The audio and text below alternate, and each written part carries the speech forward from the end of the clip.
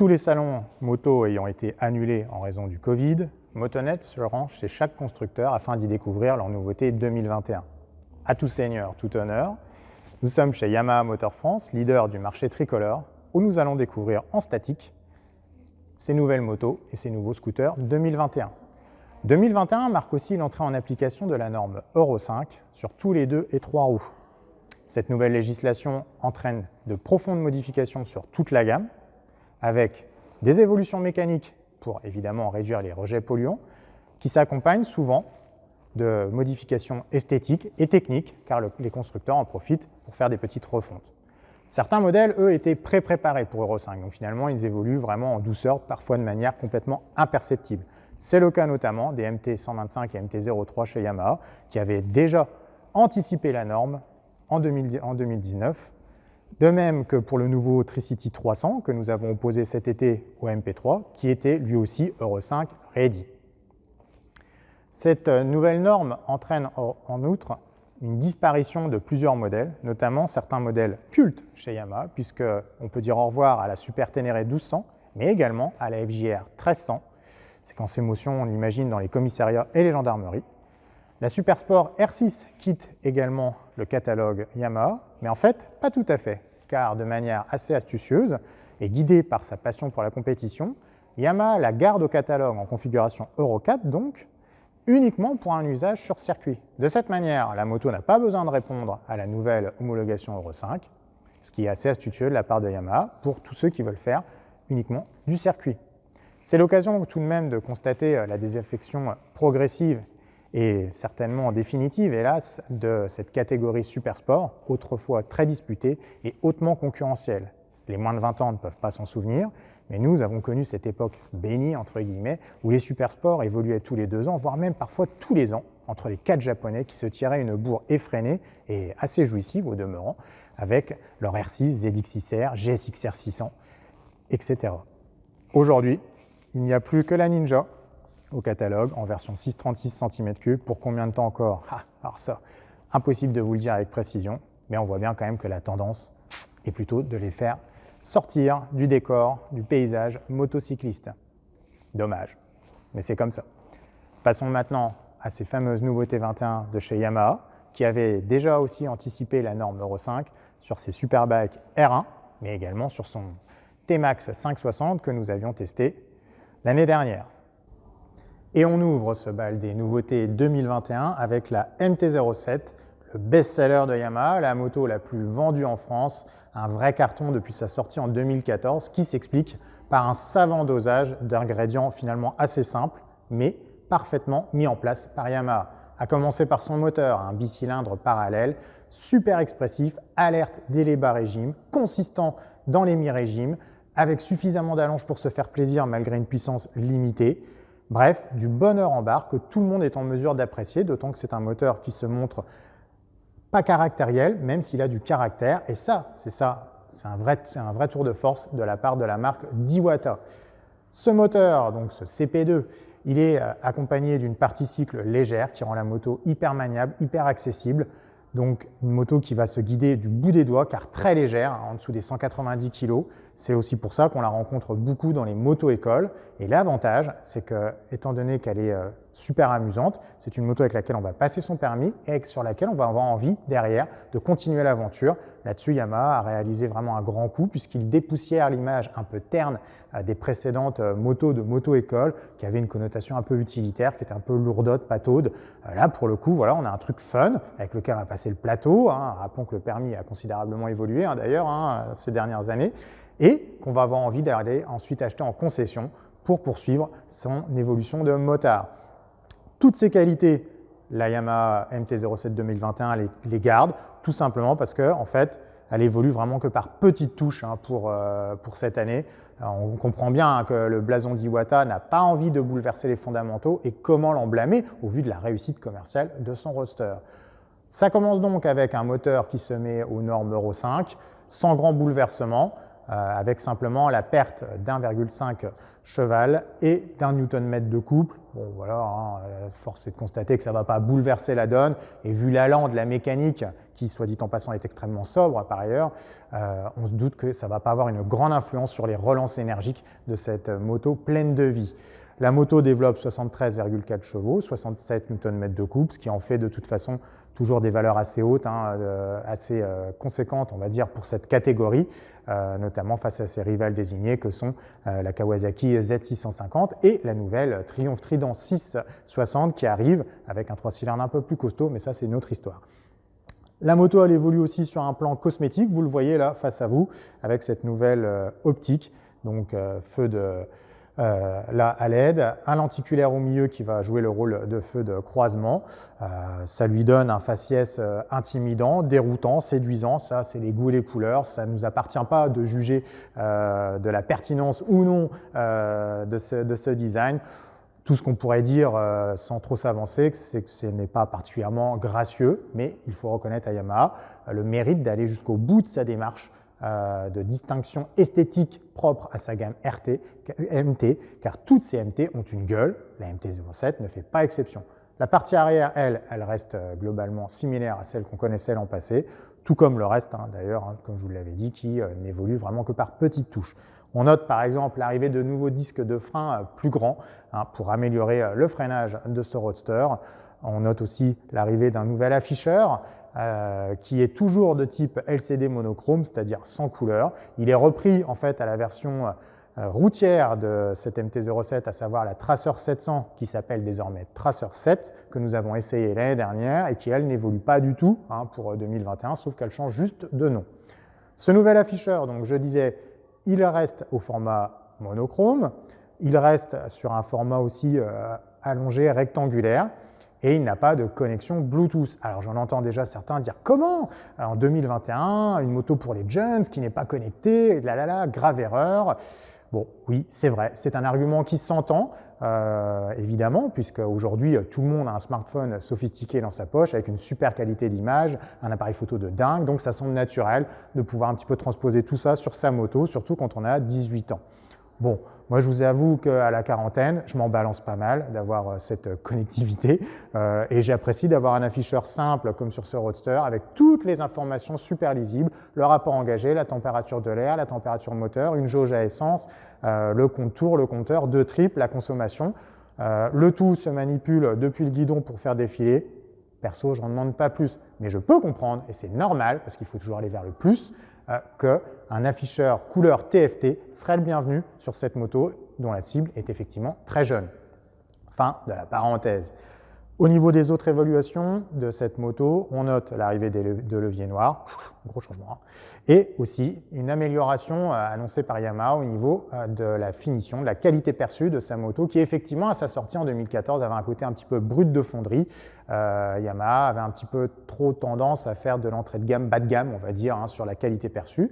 Au fil des millésimes, on a vu que ce point avait été amélioré par Yamaha. C'est encore le cas cette année, hein, notamment, vous voyez, avec ce phare donc, très original, mais qui est un petit peu mieux caché. On voit aussi qu'il y a un effort qui a été fait au niveau de l'intégration du circuit électrique, ou que le radiateur, désormais, a des écopes qui cachent ses bordures, là où le premier modèle, bon, c'était posé comme ça, à la va comme je te pousse. C'était pas super élégant, quoi, on va dire, hein.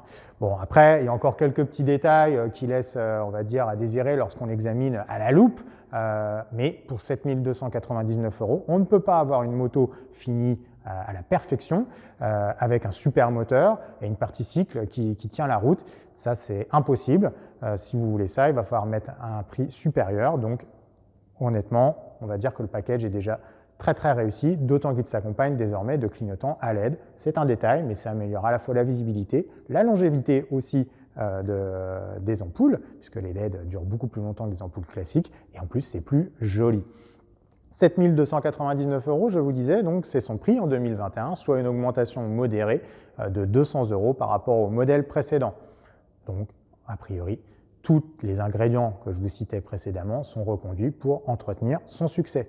Seul petit regret exprimé par Motonet à ce stade, bien que nous n'avons pas encore eu l'occasion de la tester, ça sera pour l'année prochaine, en espérant que le Covid nous fiche enfin la paix et qu'on puisse déconfiner, rouler, vivre de manière libre, on va dire.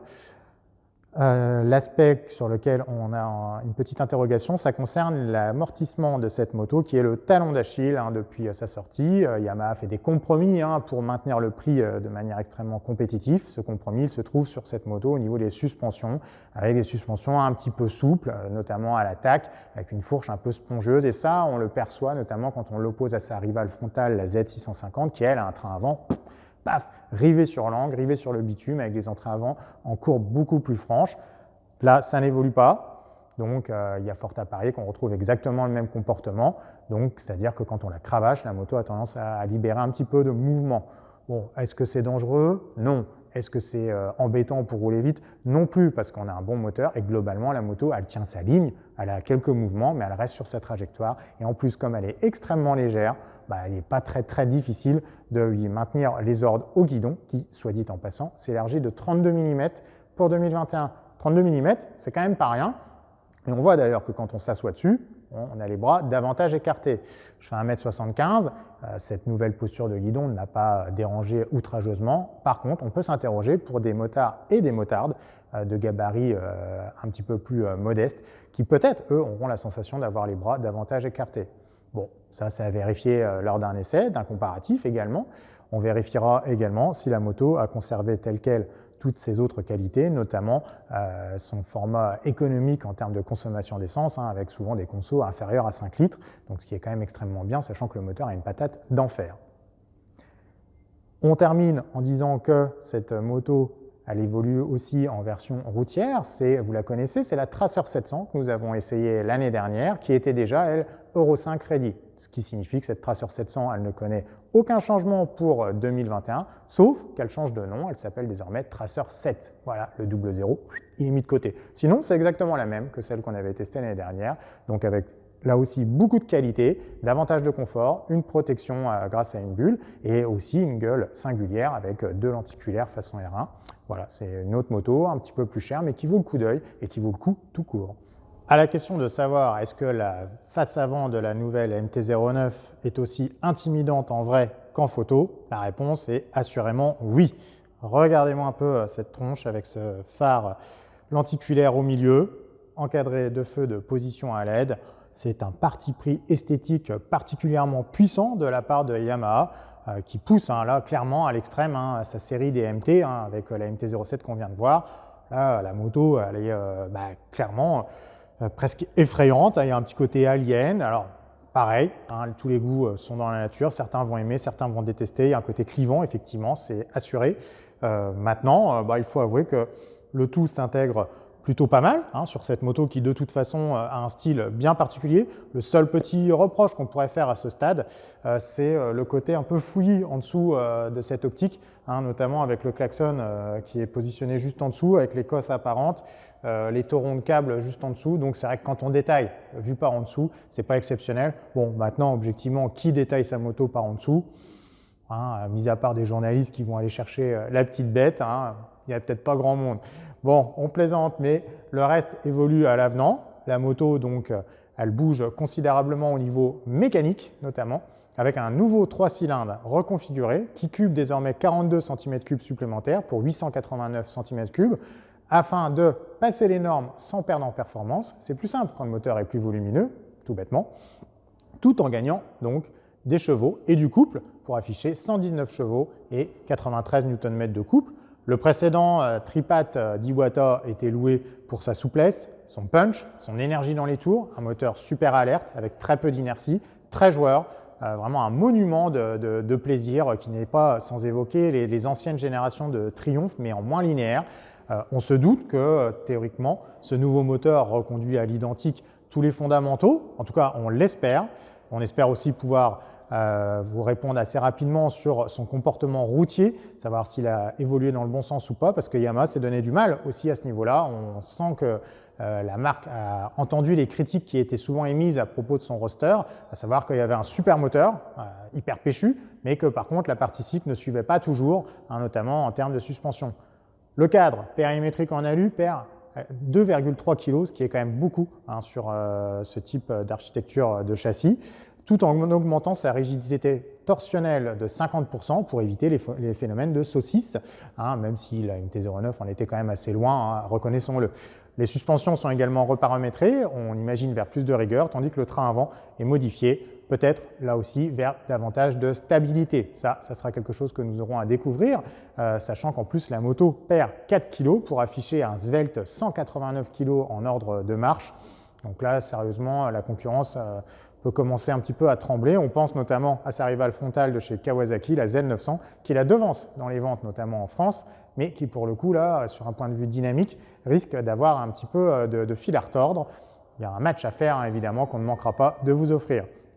Au passage, cette perte de poids, elle s'obtient aussi via des jantes allégées de 700 grammes. Voilà, ça paraît être un détail, mais c'est très important, d'autant que là, ça touche les masses non suspendues. Donc ça va directement impacter l'agilité de cette moto qui n'en manquait déjà pas dans son précédent millésime.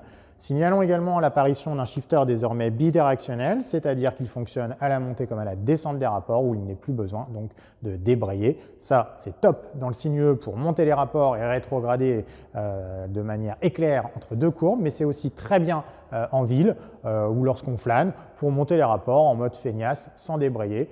Le tout, en tout cas, fonctionne normalement très bien dans cette optique. Il restera à vérifier ça, évidemment, lors d'un essai. Un autre aspect qui évolue sur cette moto, c'est son instrumentation, qui est calquée, là encore, sur la Superbike R1. Et bon, on comprend que Yamaha a envie de finalement partager un petit peu ses plateformes pour amortir le coût. Et pourquoi s'en priver, puisque cette console de bord est rectangulaire et très colorée, sympathique, facile à lire. Elle se commande depuis le guidon à droite avec une molette qui va permettre de faire défiler les fonctions, à gauche avec des flèches au bas pour, là encore, naviguer. Et tout ça se prend en main relativement facilement, c'est assez lisible, même si bon, le format assez petit quand même de l'instru demande parfois de regarder à deux fois pour bien voir toutes les infos qui ne manquent pas, parce que là on a tout, consommation, rapport engagé, température, etc., la totale. Et on a également accès aux nouveaux réglages électroniques de la machine parce qu'elle fait le plein d'assistance, là encore en étant dérivée de la Superbike mais également de la MT-010. Donc on a désormais une centrale à inertie sur 6 axes qui va permettre d'ajuster en fait la sensibilité et le caractère intrusif de chacune de ces aides en fonction de l'inclinaison de la moto. Alors ça c'est le top du top, là pour le coup elle franchit une étape, la moto, attention, c'est du lourd. Ça va lui permettre donc en fonction de l'inclinaison de la machine d'adapter la force appliquée sur l'antipatinage, mais également sur l'ABS qui va donc être actif sur l'angle. Ça, c'est quand même très pratique pour éviter de se mettre bêtement sur le béret. Mais on a aussi deux autres aides qui font leur apparition. Un contrôle de frein moteur pour, pourquoi pas, réguler la fougue du 3 cylindres au lâcher de gaz, ainsi qu'un système anti-dérive, de contrôle de dérive. En fait, c'est ce qui va permettre ça va s'associer à l'antipatinage pour agir dès que la moto se dérobe sur le côté. Donc tout ça c'est très sophistiqué, je vous le disais, ça vient directement du monde de la Superbike et jusqu'à présent sur toutes les motos Yamaha qui étaient avec ce dispositif, Motonet n'a pu en dire que du bien, donc on espère que ça va se greffer également avec efficacité sur cette MT-09. Cette machine, elle prend 300 € pour son nouveau millésime 2021.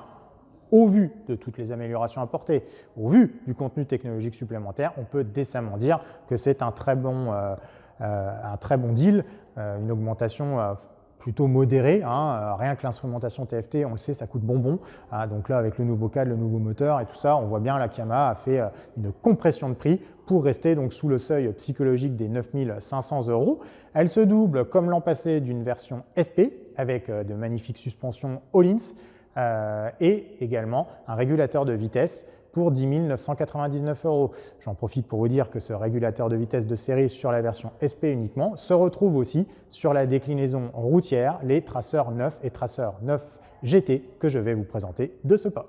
Après les Roadsters, place à leur déclinaison routière, les Tracer 900, Tracer 9, car Yamaha a viré le double zéro qui visiblement l'incommodait. Ces Tracer 9 et Tracer 9 GT reprennent donc les évolutions mécaniques et stylistiques et électroniques du Roadster, avec un 3 cylindres plus gros de 42 cm3 qui lui assure donc une puissance et un couple à la hausse de 4 chevaux pour atteindre 119 chevaux.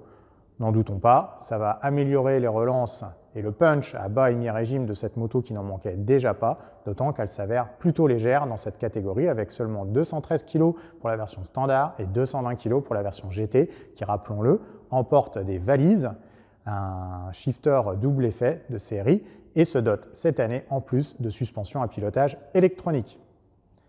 Autre changement, c'est au niveau esthétique, l'habillage évolue sensiblement avec par exemple l'intégration de lenticulaire sur les carénages à l'avant, comme sur la Superbike R1. On note aussi donc l'éclairage à LED à feu de position, avec un avant assez pointu, un petit peu voilà, en pointe comme ça. Donc il n'y a pas encore le bec, mais on sent bien qu'il y a un petit quelque chose de la part de Yamaha, puisque c'est vrai que cette moto, elle navigue un peu entre deux eaux, entre roadster et puis un peu trail, avec notamment sa posture droite, son guidon très large, qui lui permet d'afficher sans complexe des pare-mains. Alors vous vous souvenez, sur les premières générations, à l'époque elle s'appelait encore MT-09 Tracer, on avait des pare-mains très pointus qui manquaient d'éborgner les passants dans la rue. Là aujourd'hui on est revenu à un format plus conventionnel et en plus qui elle présente l'avantage d'améliorer la protection. Protection, puisqu'on en parle, la bulle a été redessinée, elle est toujours réglable manuellement via une sorte de pince qui nous permet donc de modifier sa hauteur en roulant de manière très simple sur 50 mm. Sur la précédente version, la protection était d'excellent niveau, on ne doute pas que ça ait régressé, même si, bon, parfois les mauvaises surprises, elles peuvent survenir au moment où on ne s'y attend pas. Autre évolution, c'est au niveau du tableau de bord. Yamaha intègre un double tableau de bord finalement, à savoir deux petits cadrans de 3,5 pouces chacun, en couleur TFT, qui rappellent finalement ceux de la R1 mais en plus petit format, avec d'un côté les informations essentielles, la jauge à essence, les tripes kilométriques, la vitesse, le rapport engagé, la température moteur de l'air, etc. Et de l'autre côté, les informations, on va dire, de réglage, de paramétrage, notamment de toute la partie électronique que la Tracer 900 récupère telle qu'elle du Roadster. Donc comme on vous l'a dit, il y a une centrale à inertie qui désormais gère tout ce qui sert à garder la roue arrière à l'arrière et la roue avant à l'avant, sans croiser les deux en chemin, donc l'anti-cabrage, l'anti-patinage, l'anti-glisse latérale, etc., etc. Enfin bref, l'anti-casse-gueule finalement.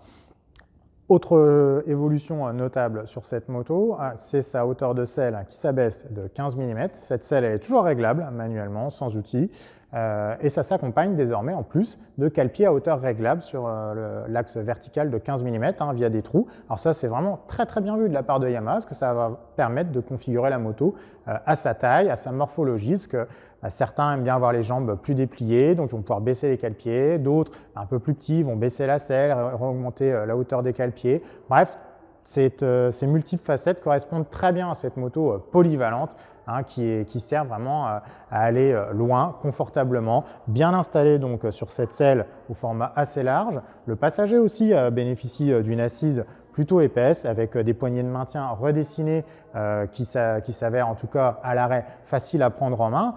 Sur le papier, quand même beaucoup d'atouts sur cette moto qui connaît en revanche une évolution tarifaire assez prononcée, puisque le modèle standard prend 900 € pour désormais s'afficher à 11 499 €, tandis que le modèle GT, qui n'est pas ici à mes côtés, lui s'élève carrément de 1 700 €, en grande partie, donc vous l'avez compris, à cause de ces suspensions pilotées Kayaba, donc, qui vont réagir via des solénoïdes par voie électronique aux moindres imperfections de la route, au pilotage, etc. Mais ça fait passer la moto très proche de la barre des 14 000 €, puisqu'on est à 13 999 €. Donc attention à ne pas aller trop loin, on va dire, dans cette augmentation de la part de Yamaha, au risque de perdre l'un des arguments massus de cette moto qui se vend extrêmement bien en France, à savoir justement son rapport prestation, performance, prix, qui justement avait toujours été ici très très contenu. On verra si les évolutions apportées lors de nos essais justifient finalement cette hausse de tarifs.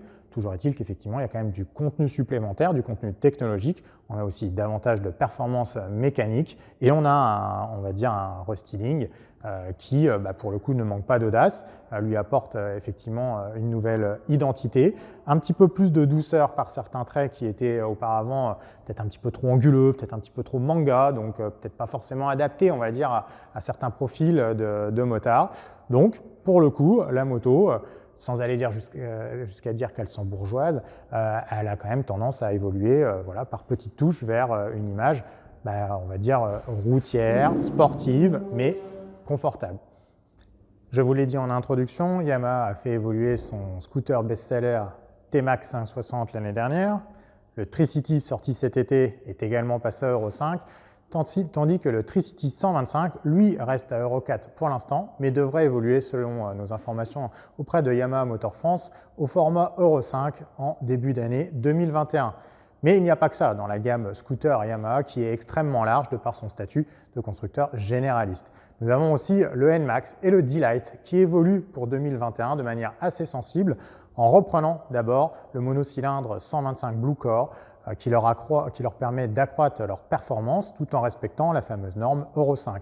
Les deux développent désormais 12 chevaux, tandis que leur consommation s'établit à 2,2 litres au 100 pour le NMAX et 1,8 litres au 100 pour le petit D-Lite qui vraiment là pour le coup fait preuve d'une efficacité redoutable, bien aidé aussi par son faible poids de seulement 101 kg. Alors ce scooter qui reprend quand même un peu la touche Vespa au niveau de son inspiration vintage, présente aussi donc des petits trous en 12 et 10 pouces qui lui permettent d'avoir aussi cette maniabilité redoutable. Là, en le déplaçant pour le positionner là, pour les besoins de la vidéo, j'ai vraiment eu l'impression de déplacer un 50 cm3. Il est super léger, il tourne dans un mouchoir, c'est assez spectaculaire.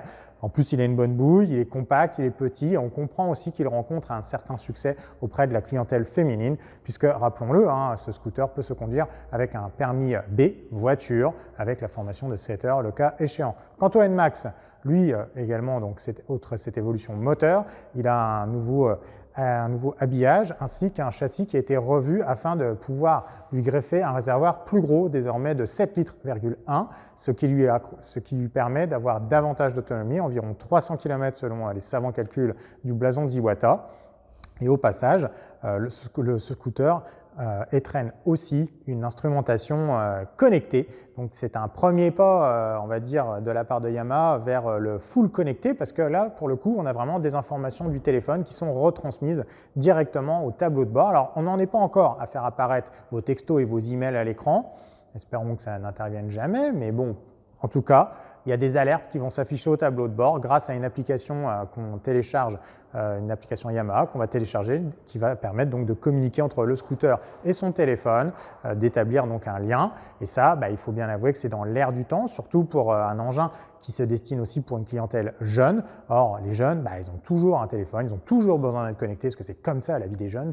Et forcément, ils vont apprécier cette évolution apportée au NMAX. Au niveau des tarifs, pour l'instant, on ne peut pas vous les communiquer puisqu'ils ne sont pas encore en possession de Yamaha Motor France. On peut tabler pour le NMAX aux alentours de 3 200 – 3 500 euros au vu de ses évolutions, tandis que le D-Lite devrait se maintenir, lui, sous la barre symbolique des 3 000 euros.